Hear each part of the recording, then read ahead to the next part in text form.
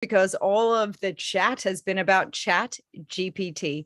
So we want to just have a general overview about what is ChatGPT and how can it work for you.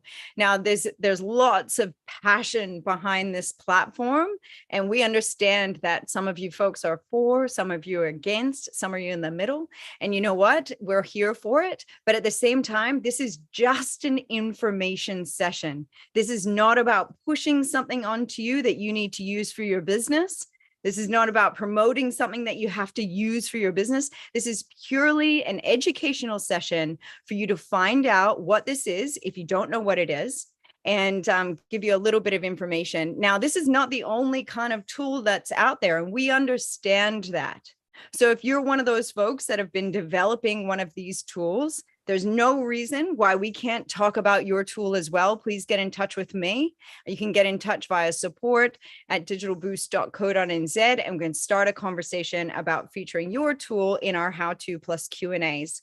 So this session is a webinar, which means that your mic is turned off, your camera is turned off, but we can still use the chat feature or the comment features on the various platforms. Feel free to ask any questions that you have, and we will do our best to answer them. If we can't answer them in the moment, we'll get back to you.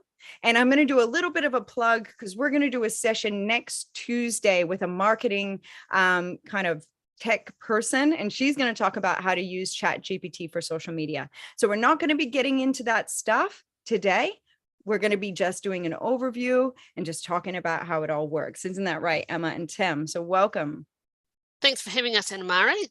Oh, it's my pleasure. Now I'm going to put myself on mute. I'm just going to get all those chats set up, and I'll let you guys drive.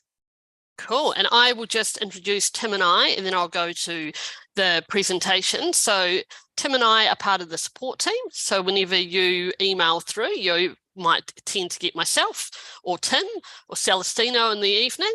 We're always happy to hear from you, and we're always there to help. So we are on a journey ourselves, and Tim comes from a research background, and I come from a bit more of a use case scenario. We wouldn't call ourselves absolutely experts, would we, Tim?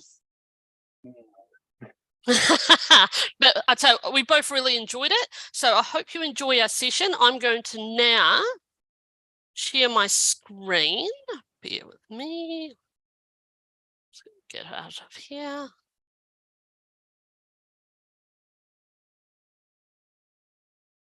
Apologies if I'm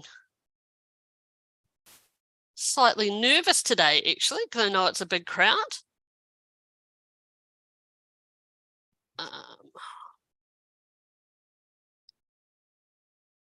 Because it's decided to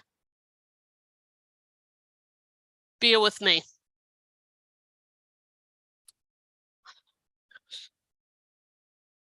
Tim, would you like to have a little chat just about what we've been doing? Here we go. Oh, we can't hear you, Tim.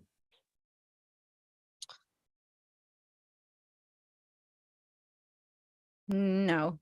What's that? I'm having a bit of a logistical moment. Don't stress, Emma. Look, this is why we're all learning tech and how we all know that tech flows. Okay. Yeah, I know. And sometimes when you've got that anticipation building. Yeah, there's no reason to be stressed. Now, you do have a little bit of a gray box on your slide, but it's not interfering with anything as yet, just so you know. Okay. Well, let me know. And cool. Tim, would you like to take it away? We've kind of covered our first slide. And here's our hosting. And I'm going to leave it up to Tim as I move through the slides. Okay, can you hear me? Yes, we can. Awesome. Wonderful. Right, well, that means that the audio test that I just performed in Zoom worked successfully. So my apologies if you all heard me testing my microphone loudly. Okay, so we thought we'd start up with just a introduction to what ChatGPT is, and then talk a little bit about language models in general. This is all sort of It's not necessarily new in the world of AI, but it will be new to a lot of people who are attending this session today. So it's worth unpacking a little bit what language models are and what they do. And that might help just perhaps demystify a little bit of the hype that's sort of floating around, that floats around GPT, ChatGPT in particular. So ChatGPT is an application that was developed and is owned and operated by a company called OpenAI. And it is one example of what is known as a language model. How's the audio now? Is it still breaking up? No. Sounding pretty good right now. Yeah. Just make sure Okay, that cool. you're keeping that mic close to your face. Yep. Yep. So when we're sort of looking at what a language model is, it's an artificial intelligence algorithm. It's trained to understand and generate human-like language. And they're trained by basically being fed large amounts of data. So that includes things like web pages and so forth. And so what happens over time, using a technique called unsupervised learning, is that no explicit instruction is given to the algorithm regarding how it should make sense of the data. What it does is it analyzes the text and then identifies patterns and relationships between words and phrases, and it builds a statistical model of language. So what happens when you access a language model is essentially it will provide you an answer that is based on what it considers to be the most appropriate response based on the data that it is trained on. So again, this is why you'll see a lot of people sort of saying, oh, we can't rely on ChatGPT as a source of truth or anything like that. Again, this is not what this presentation is about, but that's one of the reasons that you see so much controversy flying around the idea of whether or not applications like ChatGPT are necessarily sort of positives or negatives. They're an example of, there's both hanging around here. So when we talk about language models, we're talking about what are known as artificial neural networks. So the algorithm basically matches the learning pattern of the human brain in terms of making these sort of associations and making these patterns and relationships. A lot of people have sort of asked whether or not ChatGPT could be referred to as a chatbot, and you could technically refer to it as a chatbot, but the reality is a bit more complex. So when we look at the differentiation here, they're both forms of they can both be forms of AI application, but they serve very different purposes and very, very different, and they have very, very different sort of technologies behind them. So when we look at learning models, for example, we're looking at something that's been, as we said before, trained on a large data set to identify and make predictions, whereas chatbots are often more specific. And while they are designed to interact with users in a conversational manner, the main goal there is that they're essentially engaged to deal with a specific service. So this is one of the reasons, of course, chatbots are used when you approach web pages and things like that. They're often there to provide you with directions, and they're often operating from a rule-based system. So they're going from if, then, or and, or. And so that means when you enter an inquiry into a site, the chatbot will respond from a set of responses that it has. Those will usually be relatively limited and service focused. And with a learning model, its knowledge set, its data set is much broader. Cool. I think that's about as simple as I can really make describing GPT and language models and neural networks as well, like at this point. So, anything more, and it's probably for the devs. Let's stay away from that at the moment, Tim. We've talked about these things enough. Here we go. So yeah, I mean, there's a number of language models that are available commercially. Some of you will have no doubt run into Grammarly, which is an example of a language model. Grammarly uses some aspects of GPT-3, which is what ChatGPT uses, but it also uses another language model called BERT-SUM. Somewhat controversially, Microsoft's Bing engine has recently integrated ChatGPT with internet services, but we've, if you've been paying attention, no doubt you've seen that that's been somewhat, that's produced some interesting sort of bumps along the road for It's definitely an evolving language thing, model isn't it? Yeah. assimilation into search engines. Definitely, like it's I think at the point where language models interact with people, remember they're always learning. So essentially, the data that's getting fed into them will be used at some point or another in order to inform other conversations that it has. And when you turn something like this over to the public, you're probably engaging in a massive exercise of trust. Google has also recently announced their AI assistant Bard, which is designed to perform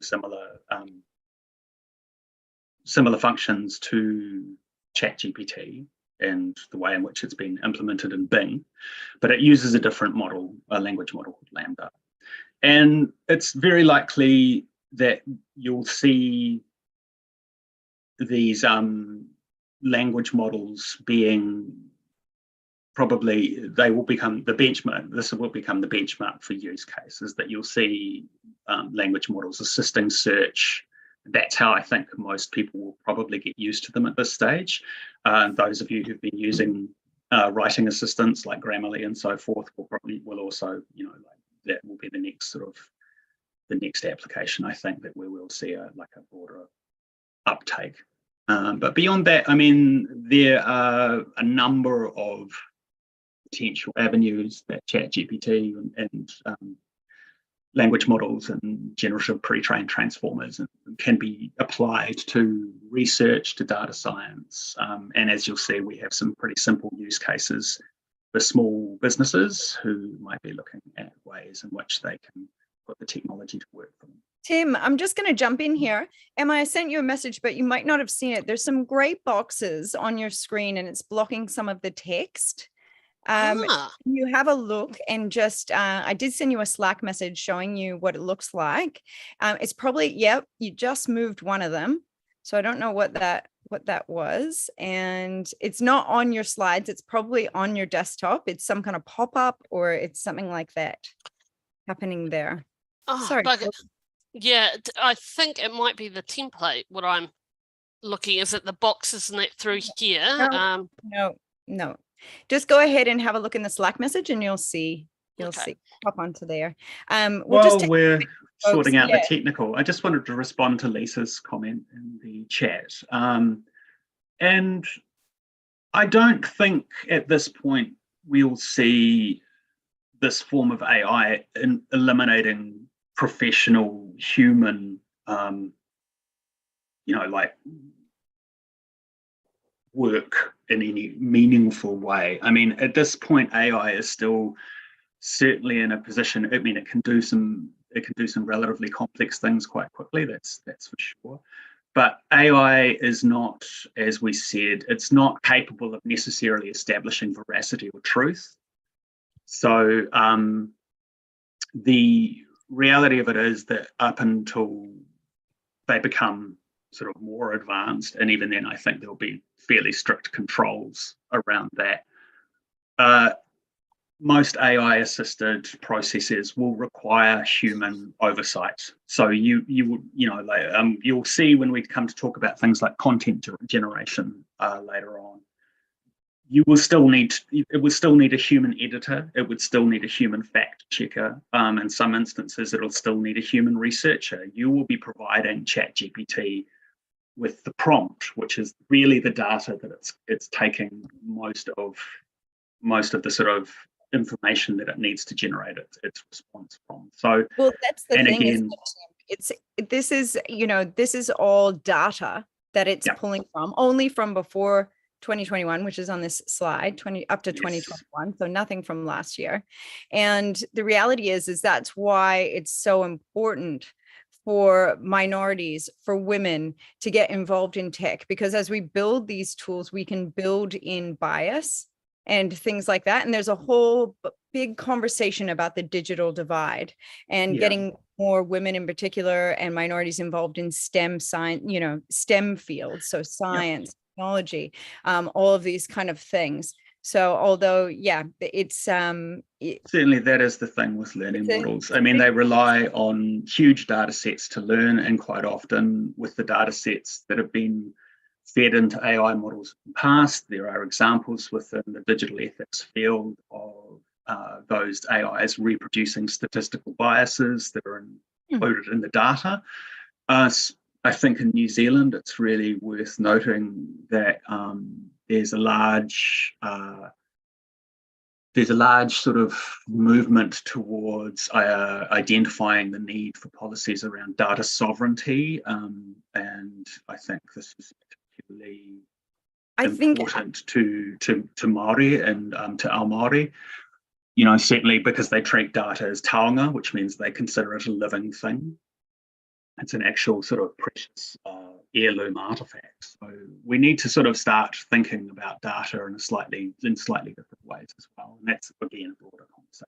So what I want to do is there's always going to be a big debate on whether or not you agree with AI or you don't agree with AI tools and what it's doing in certain professions and stuff.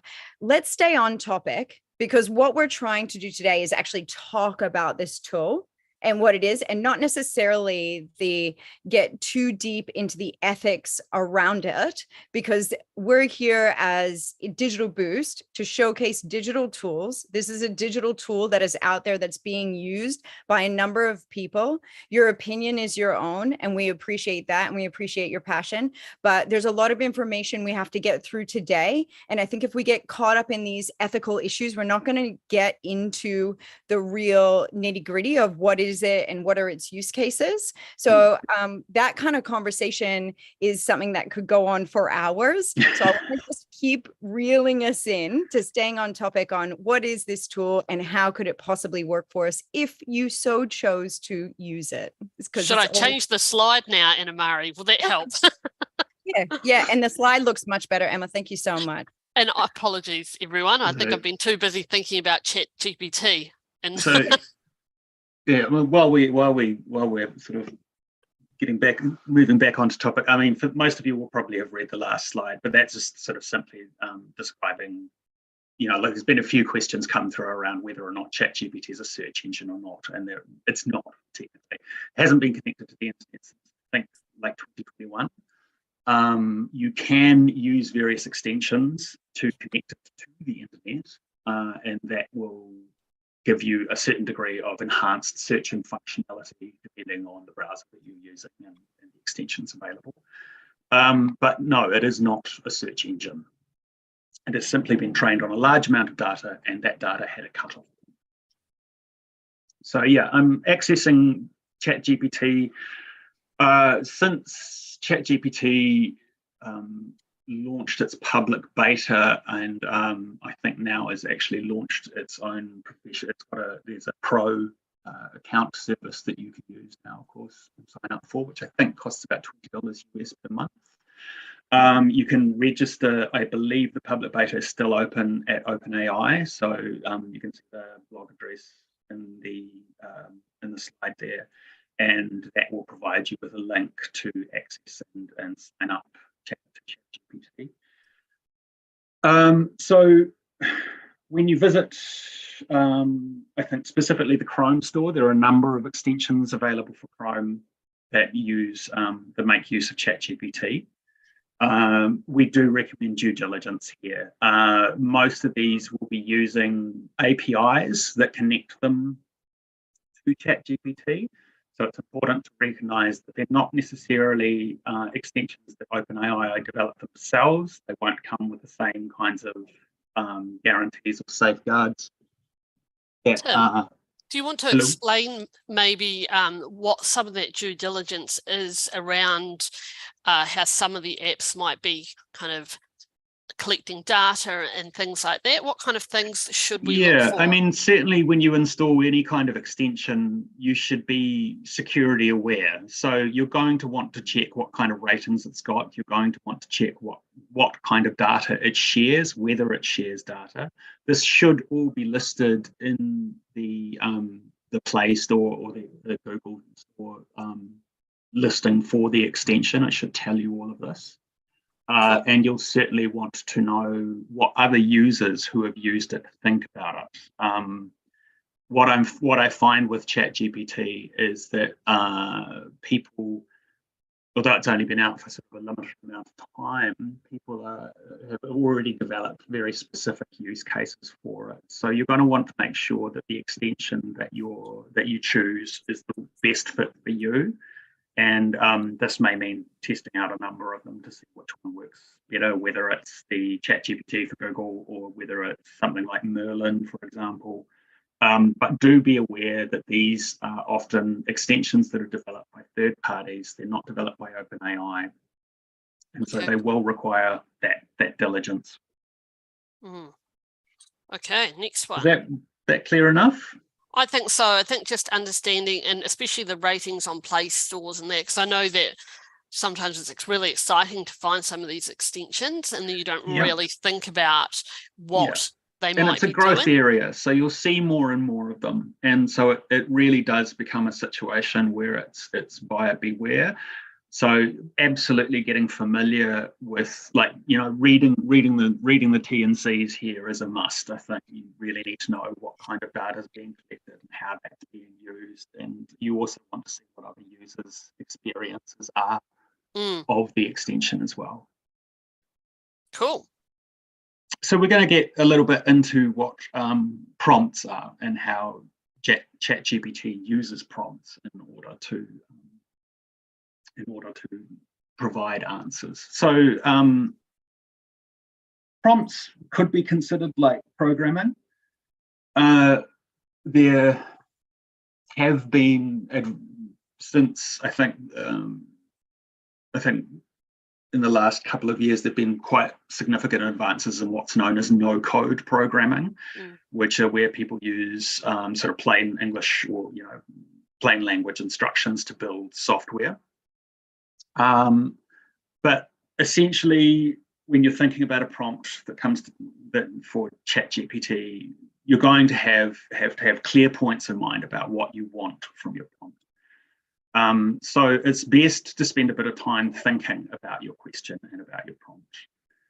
So prompts can be one-shots, single action in a question. So as we have on the slide there, create a list of 20 of the world's most popular animals. Or it can be a few shots where it contains more than one instruction or action. So again, the Facebook post for a community group is a good example of this. So you can see, particularly in that last prompt that we provided as an example there, the kind of level of language that, like the level of description that you want to go into to get a useful response. And again, you may want to consider, sorry about that. And again, you may want to consider whether or not you need to go into more detail depending on your audience. So for those of you who've been in digital business for some time and who are aware of analytics and all of those, like going into things like Google, and they're following their audiences heat points and all of those kinds of things. You're going to want to look really carefully at your digital campaigning that's performed really well in the past. You're going to want to look at the messaging that's in that. And you're going to want to build your prompts from that base of analytic knowledge that you have. So certainly, in order to get the best results for your specific audience and your specific business, you're going to need to make your prompts as specific as possible, because the idea is that rather than turning out bland or generic AI, like AI generated content, you want it to be engaging, and you want it to be informative, and you want it to tell people about your business. So you're essentially going to want to follow the same rules that you follow when you're considering an SEO campaign, or you're considering keywords, or you're considering Facebook advertising. Cool. So, Tim, I've created a little video, as you've seen. So rather than jumping on ChatGPT live, I've done some recordings and then uploaded them, just because sometimes, you know, and especially if we've worked out today, tech can work against us. So I wanted to make sure that it actually went properly. So let's hope that my video is all good. Hi, I'm just going to talk to you about prompts. So prompts we can create, I'm on ChatGPT at the moment, so I thought we'd just go through a couple of examples. So we can create a one prompt example. So let's have a look at list the top 20 most popular animals in New Zealand. So as you can see, it's just one question. It's going to give us its answer.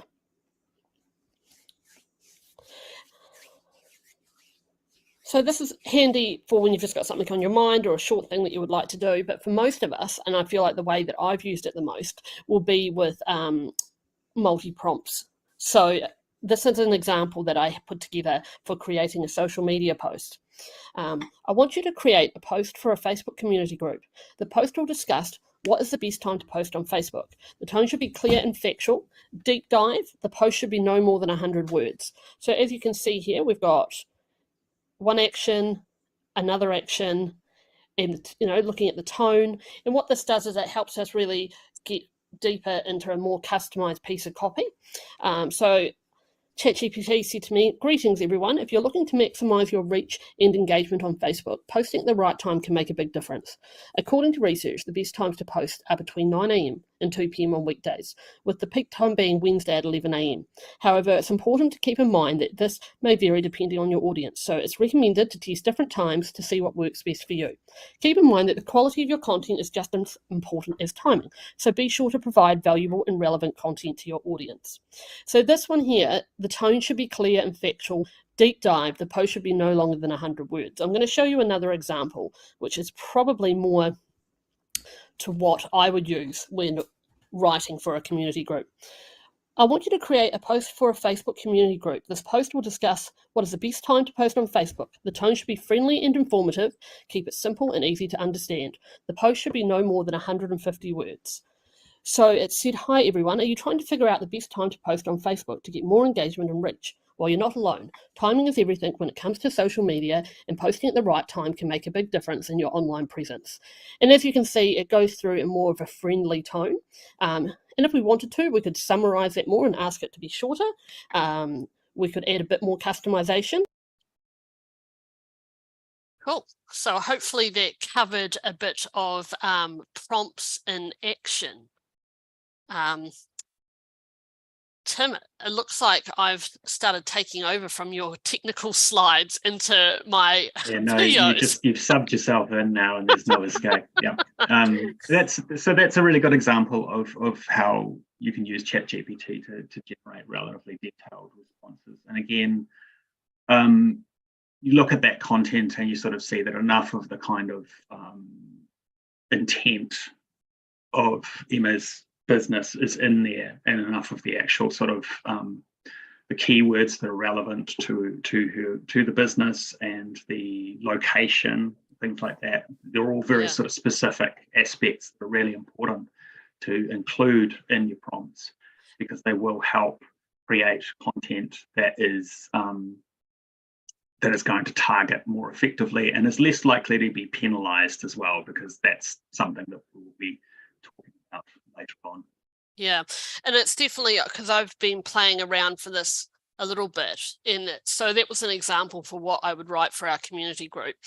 And because I know that I write myself personally in quite a free-flowing, friendly, informative way, that it's important to be able to communicate through ChatGPT in that same tone. Yeah.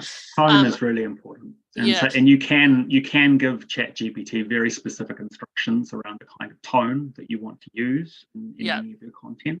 So you can say make it lighthearted, or you could say make it funny, and it will try it. And the results will be highly dependent on the kind of input again. I think a really good phrase to sort of keep in mind is garbage in, garbage out. ChatGPT or pretty much any kind of GPT or language model isn't going to give you good results if you're just giving it the absolute bare minimum. Yeah, I've definitely seen that myself when I'm either having an off day, or I don't really know what I'm talking about, or I haven't got a clear goal, that what does come out just sounds really average. So you've got to be critiquing. So the next one I'm just going to show you is a quick idea of creating a roster with ChatGPT. So I really like the idea of being able to help workflow, and I see it as becoming a little bit like just my assistant, and if I don't have the time to think about it. So we're going to be looking at a roster for 5 staff with individual needs. Here's the next video. Hi, I'm going to cover another quick use case for ChatGPT for SMEs. And of course, there's so many different examples of this, but I've just made this up quickly. Hello, I would like you to work out the optimal weekly roster for my 5 staff. And so what I'm going to do is I'm going to go into details about what the staff can do. The rostered shifts need to cover 8 a.m. to 7 p.m. 5 days per week. The rostered shifts can be a mix of 8 hours per day per staff member and a minimum of 15 hours per week. Each day must have 2 staff members covering each shift. Emma works 15 hours per week. Sam works 3 full days a week. He does not work Thursday. Tim works 30 hours per week. Sally works 40 hours per week and cannot work past 4 p.m. Susan works 20 hours per week and does not start until 10 a.m. So here we can see that ChatGPT has given us options. So here's the optimal weekly roster. So it gives you Monday, shift 1, Emma 8 to 11, shift 2, Tuesday, Wednesday, Thursday, and then it lists here the roster meets the following criteria. And if I was doing this again, I would actually bullet point this like it has here. So it's playing back to us. And then it finishes with, of course, this is just one possible roster, and there may be other configurations that work better for your specific business needs. So we could regenerate this response. So this is just going to do it again. And this is going to give us some other options. And I personally think this is a really handy way to use ChatGPT just as a workflow to kind of help you out. Is things like this can definitely take time. And as per other examples, the more information that you give it, the more it can go into deeper ideas and give you more examples. So I will pop this up as well. And here we go. It's got a different 8 to 4, 10 to 2, 11 to 7. So it's given us that idea. And if we weren't happy with that, we could again regenerate the response. Cool. So I think I was thinking about that this morning. You could use that for maybe manufacturing ingredients or ordering or stock. So there's quite a few options of how you could use that to just put together quick layouts like that. The next series of slides, I'm just going to go through some use cases in digital marketing for small to medium businesses, ways that you might want to just have really a bit of a digital brainstorm. So the next one's going to cover off some keyword research and SEO.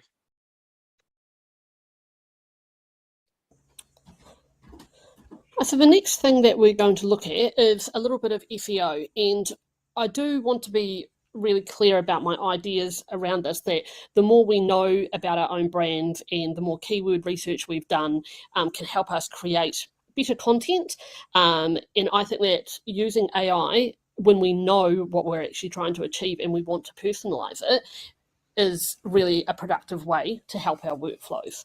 So this is my example, and I've gone quite basic, but I wanted to give you an idea. So create a list of keywords for New Zealand's best apples, Emma's organic apples. So that's a little brand that I like to test.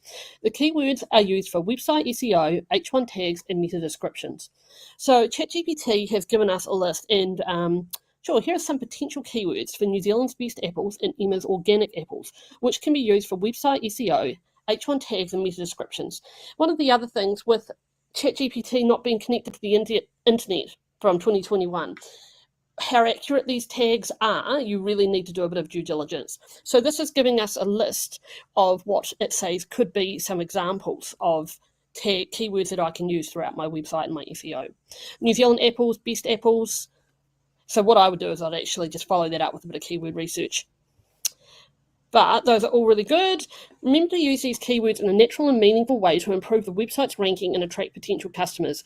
It is also important to make sure the meta descriptions and H1 tags accurately reflect the content of the page to provide a positive user experience. So that's a little disclaimer from them as well. So the next thing we're going to say is, from the list of keywords, create a meta title and description referencing the brand Emma's Organic Apples. So then I've added the keywords here that I've picked, New Zealand apples, best apples. And so this is going to create now a meta title, which I would use on my main page. Emma's Organic Apples, premium quality, locally grown New Zealand apples. It's created our meta description. Looking for the best organic apples in New Zealand, Emma's Organic Apples are handpicked from our family-owned orchard, providing you with the freshest, top-quality apples. Our sustainable farming practices ensure our apples are healthy and delicious. Try Emma's Organic Apples today. I really like that, actually. I think that sounds really good.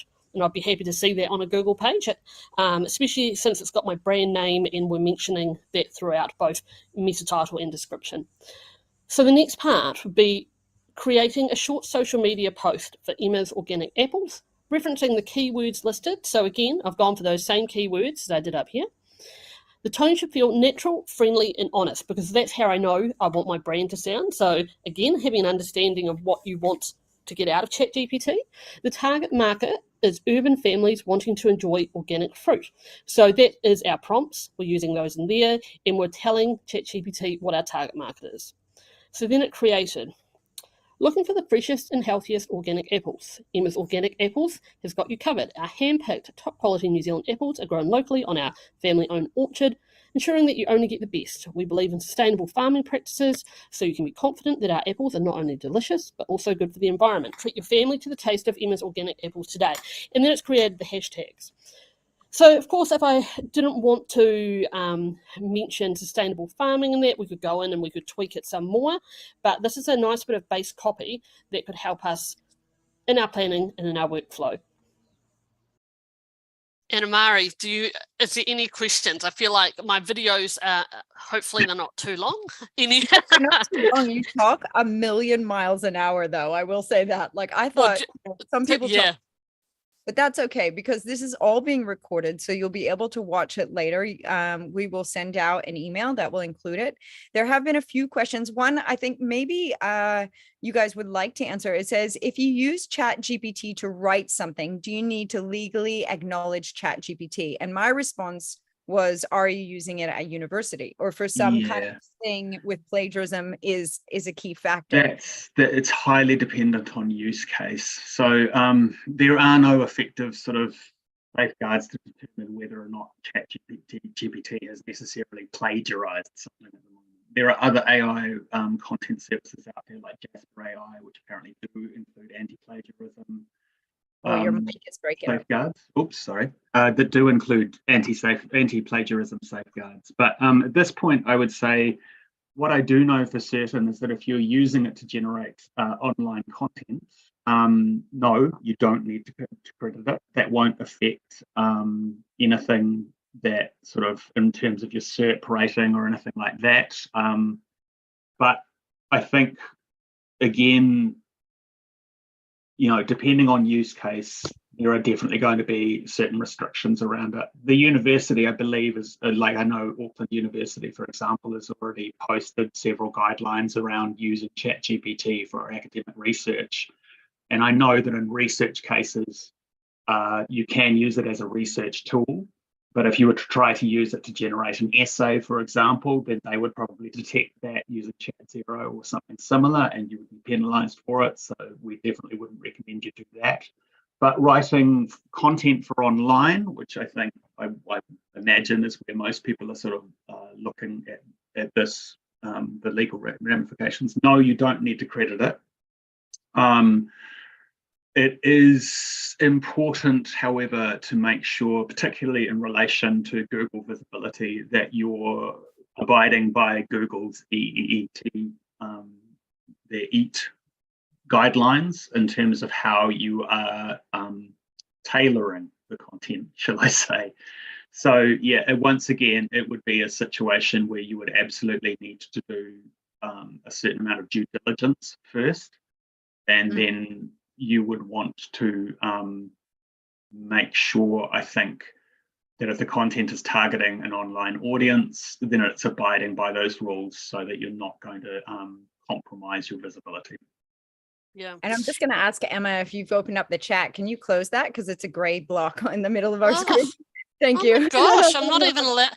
That's been mean to me today, Zoom. You just minimize the window and then keep the little chat. So lots of universities and educational bodies are having a look at this and having discussions. And I've actually seen a really cool video about how to use it to refine your research work and try to actually find questions to ask in order to do a thesis on. If you're looking into topics, one of the things is if it mentions something about a particular say a pathology or something that you weren't familiar with, you could then right underneath that response say, what is this thing? So you don't have to leave and Google search something else. You can actually just continue to search. However, we're always coming back to that thing where it's only accurate up to 2021. So somebody asked about the ability, if you needed accurate percentages, if you needed things like that.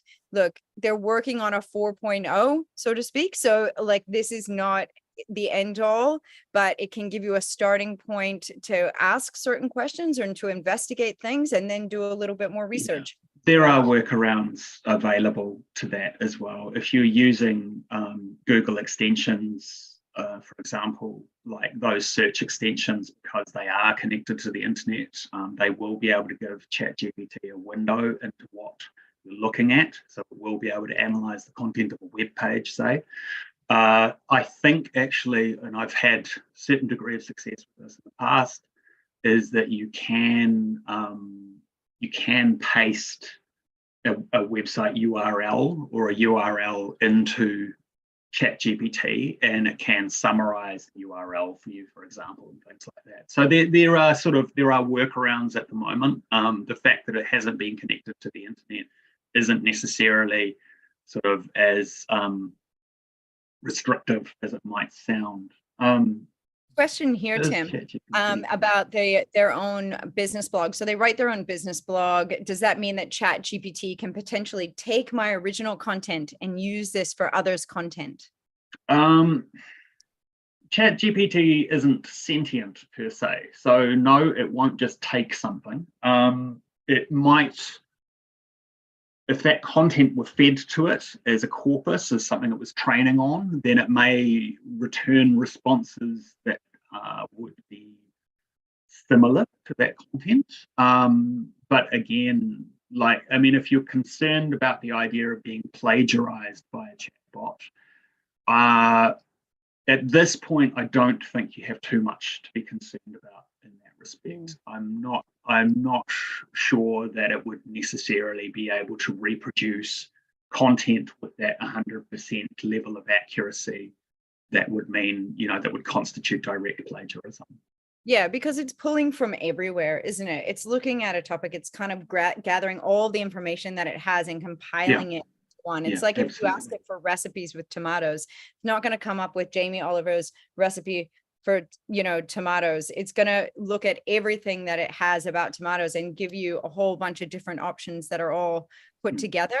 Yeah. Again, it comes back to what we talk about with prompts. When you make the prompt as specific as you possibly can. So if someone was to specifically direct ChatGPT to a URL that was your personal property, that had your personal content on it that you'd written yourself, then ChatGPT would be able to see that and generate content in a style similar to, but it would not be your original voice. And that's, I think that's kind of an important thing to keep in mind, is that while it's been trained on an extensive amount of data that's been available on the World Wide Web, the responses that it generates are entirely down to the user prompt. So if a user was specifically saying, I want you to write it in the style of this blog, then ChatGPT might be able to turn out something that was similar to, but still wouldn't be able to ape exactly the qualities of your blog. So I don't necessarily know that anyone needs to worry too much about plagiarism. I think the point where you need to be concerned about that is more in the academic realm than in the private sector. Cool. That's all. We're all good on questions for now.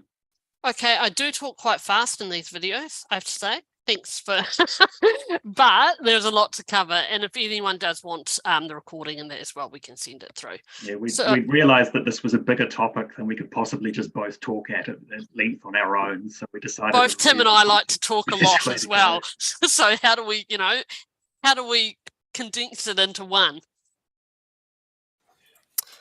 See me here. I'm in the office today, so hopefully it's not too noisy. In this video for ChatGPT, I thought I'd show you how to create copy from keywords for Google Ads. So as you can see, I've used the prompt, please create the following Google Ads. And so I've listed the range of ads that Google does, as I thought it would be really interesting to see what it recommended for SERP, display, video, shopping, app, and local. So again, I'm going to use my little company that I've made up called Emma's Organic Apples. I've used the prompt to use the keywords here. So we've got our top keywords that I've been using. And we've also got the social media post that I created previously. And I want to incorporate keywords, social media into Google Ads. So this is what ChatGPT has created from there. So we've got text ads on the search, get the freshest New Zealand apples from Emma's Organic Apples, description, hand-picked organic and top quality apples from a family-owned orchard, shop now. So this gives you the keywords as well. Then it's created a different version for display, taste difference with Emma's Organic Apples. You've got your description and keywords. So each Google ad has actually taken parts of it and created different versions of it.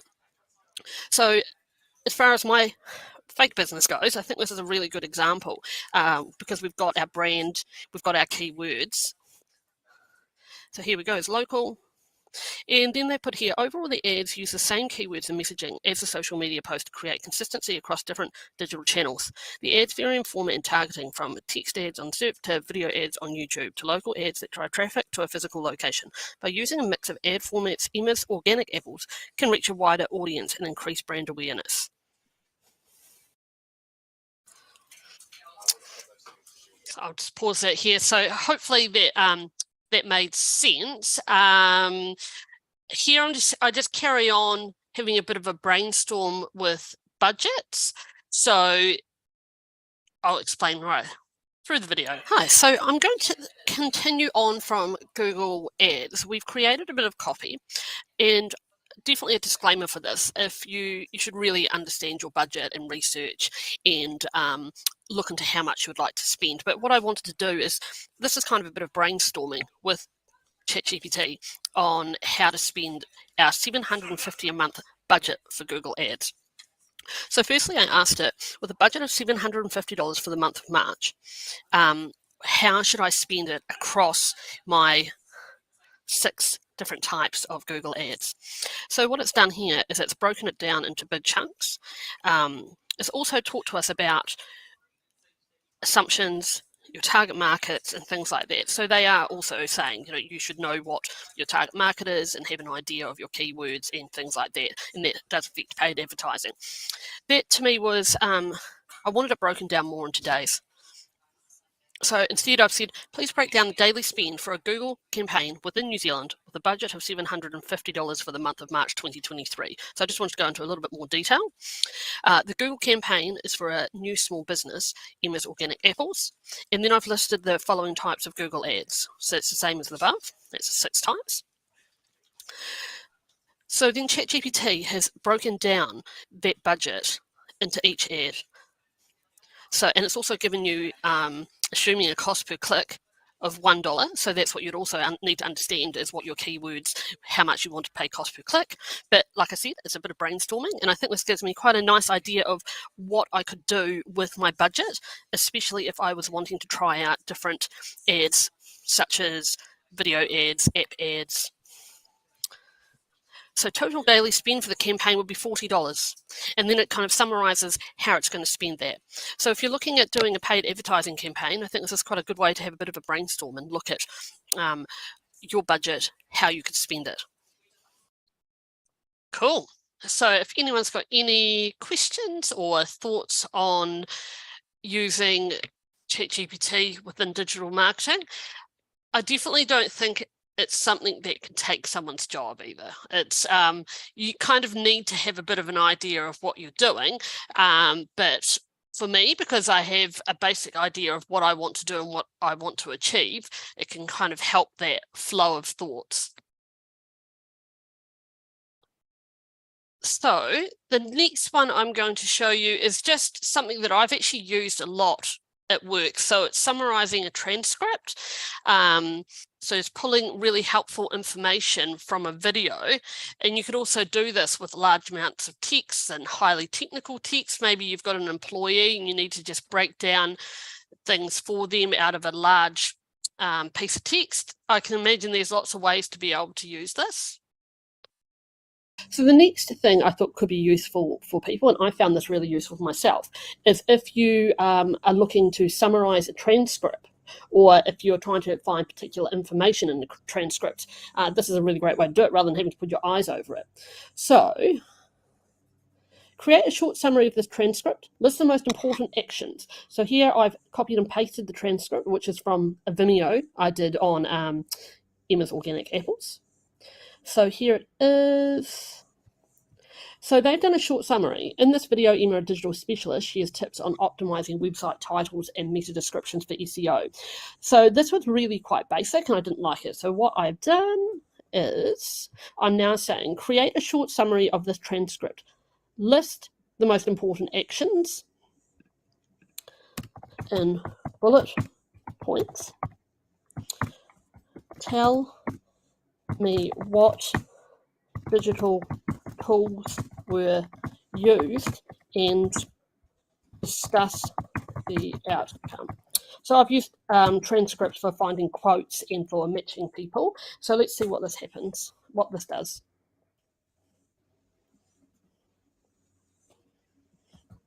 So for summarizing, I think this is probably better. In this video, Emma, a digital specialist, provides a brief overview of how to create effective titles and meta descriptions for online platforms. Now, it's listing the key actions, and it's also telling us the digital tools used in the video include W, which is WordPress, website builder, and Moz Keyboard Checker.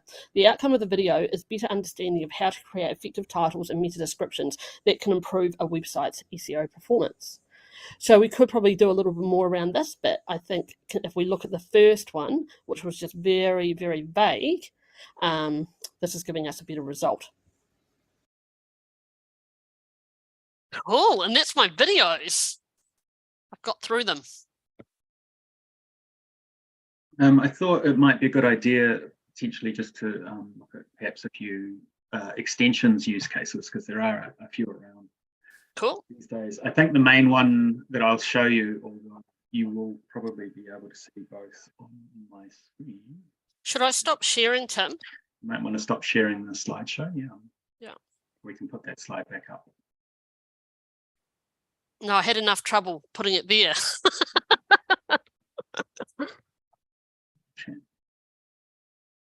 Should be seeing my screen, if I'm not mistaken. You should see a Google search saying convert PDF to PNG. Is that correct?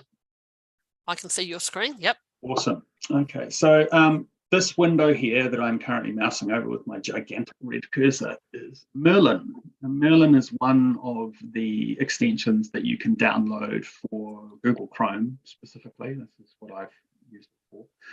And Merlin uses GPT-3 to perform a variety of tasks. So you can do things as simple as sort of entering your search query. Right there, sorry. Yeah. You were just fading in and out there. Oh, was I? Oh, no. Sorry about that. So you can enter your search query in here and Merlin will generate a response for you. But as you notice, the usages per day are limited. So you get 11 uses per day unless you want to upgrade to a pro account with Merlin. So it can perform other functions. So it can summarize web pages and some other things. ChatGPT for Google as well. So this on this side here, this is ChatGPT for Chrome. So this is an extension that's downloadable from the Chrome store. I've found this to be the most usable ChatGPT extension available so far, certainly for Windows, certainly for Chrome. My experiences with it on Apple have been a little kind of so-so. But yeah, if for anyone on a PC, I would recommend that you get the ChatGPT for Chrome extension. It's probably one of the most useful extensions that I've discovered so far. But there are a variety out there, so you can find ones for voice transcript and video transcript as well. But as you can see, the ChatGPT extension functions by basically inserting a small window next to your search, which provides an avenue for ChatGPT to provide responses. So it will give you a series of responses each time that you search. So that's just extensions in brief. Again, we do recommend you do your due diligence with those things. Don't load anything into your browser that you don't trust, that doesn't come with good ratings, that doesn't, where you want to make sure what kind of data it's sharing and so on and so forth. Cool. Thanks, Tim. That was actually really interesting. I haven't got Merlin myself, but I think now I need to have it. Yeah, it is. I think Merlin's probably up there in terms of usability, but again, it would certainly be something that I would maybe recommend to professionals who are looking for, like need some form of pro subscription. I think for anyone else, the ChatGPT for Chrome extension. Yeah, I've used it as well. I use it on the Mac too. Yep, cool. This has been a really informative session. Like I said, we're going to be running a session next Tuesday. If you're interested to hear just social media kind of stuff, because we're going to delve into that a little bit with the Meaningful Marketing Company. They're going to be on next Tuesday. Thanks so much for joining us during your lunch break. I'm going to go ahead and stop the video because I think. Firstly, Anna Marie, we're going to say for any of our DB youth, anyone who's not on DB, do make sure that they sign up, because we'd love to have you along. You can watch all the videos, you can have support from us. It's free. It'll be awesome to have you on the platform. Yeah, absolutely. And we've got an amazing support team with digital experts, just saying. Yeah. so Maybe not with Zoom. You can ask Tim about Zoom and not me. And don't ask me about Zoom. I had no luck at all this morning. Celestino then. So someone just asking how you sign up. If you just go to Digital Boost, I'll drop it in the chat. If you go to digitalboost.co.nz, it will work. That's the one I'm used to saying. So digitalboost.co.nz. I'll pull the link for you. So you've got that. Give me 1 second. While Anna Marie's doing that, feel free to give us your feedback if you'd like to see more of because there's so much to this topic. If you'd like to see a more panel style of workshop, if there's anything else that you would like to know, maybe beyond social media, do flick us a message so that we can help you out and do another one. We've got a lot of workshops as well where you can come in and do your homework in class. I do encourage you to check those out. They're on Thursdays, which is tomorrow. Tomorrow, we're going to be delving in how to create leads and generate leads through LinkedIn. So if LinkedIn's one of your platforms that you use or you connect with businesses, that'd be a good one to sign up for. They are closed sessions. They don't go through social media. So you do need to register through the Digital Boost website. I've dropped the link into the chat. You can click on that link. It'll take you right to the website. You can sign up. You just answer a few questions. It's totally free and you're in there. So thanks everyone for joining us here today. Please feel free to reach out if you need any extra support, and look forward to having you join us again on another day. Thank you. Thanks, Anna Marie, for hosting. Thank you all. Ngā mihi. Yeah, ka kite everyone.